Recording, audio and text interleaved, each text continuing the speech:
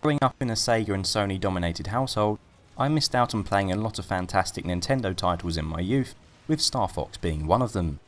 Despite never experiencing a game in this space shooter series before getting my hands on Zero, I am still well aware of the series' importance in gaming history. The original Star Fox on the SNES was one of the first games to display 3D images, and even had its own computer chip dedicated to this included in the cartridge. In addition, the line "do a barrel roll" has become a synonymous phrase in gaming culture, and most gamers are aware of the series' main character Fox and his annoying sidekick Slippy Toad, regardless of whether they played a Star Fox game or not. In theory, Star Fox Zero should be the perfect point for me to enter the franchise. Not only is it essentially a remake of the SNES original, it's also developed by one of my favourite video game companies, Platinum Games. However, after spending just little over 5 hours playing through the campaign, I found Star Fox Zero to be one of the most uninspired, drab and frustrating games that I've played in a long time. A key reason for the immense frustration that I experience is due to the ridiculous control scheme. Quite simply put, the control scheme in Star Fox Zero is a total unequivocal disaster. It shouldn't be a particularly difficult task to design a control scheme for a space shooter. The player moves, they perform a few maneuvers and fire some weapons. Simple. Well, for some reason Platinum and Nintendo decided to have one of the most stupid and tedious control methods I've ever had the displeasure of using as the only available control method in Zero. The left analog stick is used for moving, whilst the right stick is used for maneuvers such as barrel rolls, boosting, braking and loop-de-loops. Immediately I already have a problem with these controls, due to the fact that as well as maneuvers, the right stick can be used to position one's ship in order to help the player through tight spaces. So for instance, the player can tilt the stick to the right to turn the ship the same way to squeeze through a small gap. Stupidly, the action to perform a barrel roll is to press left or right twice on the right stick. Which means, as you probably guessed, I encountered a lot of instances in which I barrel rolled instead of tilting my ship and vice versa. Seeing as Star Fox Zero is a game that requires twitch play and quick reflexes, but having basic control issues kind of ruins the game from the get-go. Motion controls are also mandatory, with the player having to move the Wii U gamepad to aim. Predictably, this leads to extremely inaccurate shooting and tons of frustration. Having to use the left stick to move the R-wing, in conjunction with the right to perform various maneuvers, and then also having to tilt the gamepad to fire, sent my poor brain into meltdown.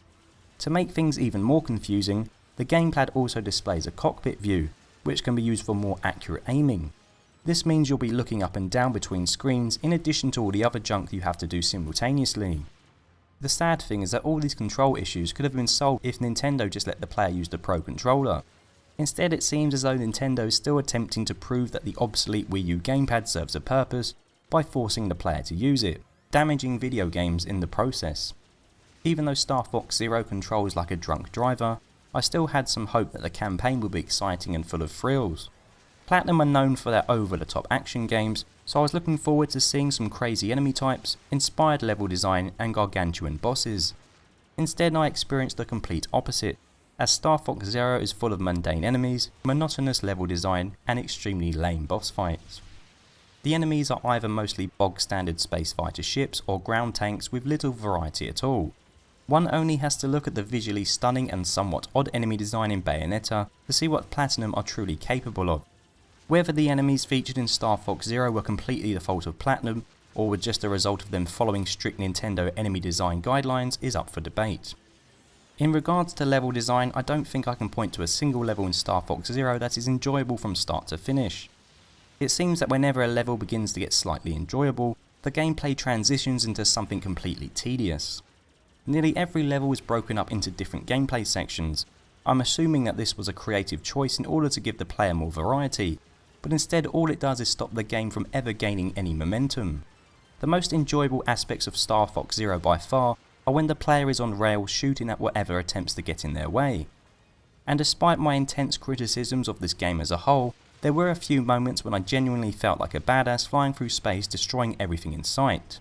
Disappointingly, for every decent on rails part of this game, there's an arduous stealth segment or a torturous walker section.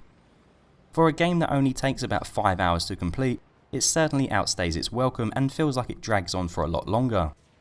Finally, the bosses are all extremely lazy and feel like something from a dodgy early 2000s platformer.